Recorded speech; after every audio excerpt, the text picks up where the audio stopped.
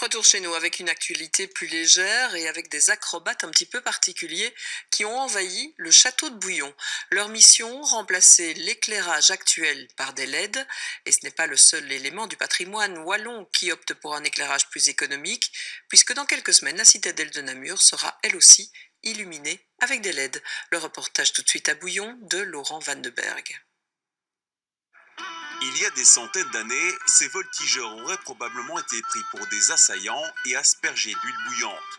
Aujourd'hui, une dizaine d'ouvriers cherchent plutôt à embellir ce vestige féodal.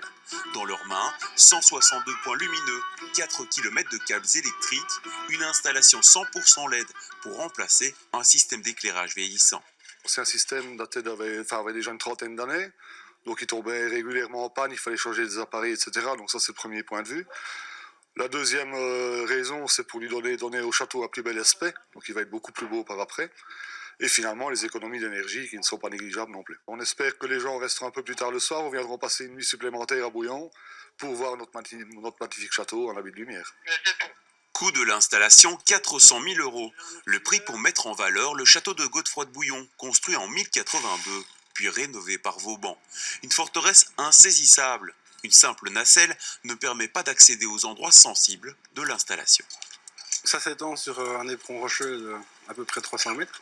Et donc évidemment, il y a des accès qui sont fort difficiles. Et c'est pour ça qu'on fait appel aux cordistes pour aller sur des descentes de 7 mètres à une trentaine de mètres. Évidemment, les métiers sur corde, ça reprend quand même un panel de choses à faire. Donc ça peut être de la maçonnerie, de l'électricité, c'est un petit peu de tout.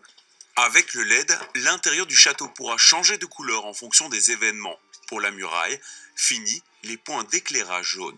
Ce sera une lumière qui sera plus diffuse et plus blanche et moins concentrée. Auparavant, nous avions une installation qui consommait 36 000 watts. Par contre, à la date d'aujourd'hui, c'est une installation qui consomme 3 000 watts. Donc nous sommes à 80% d'économie d'énergie.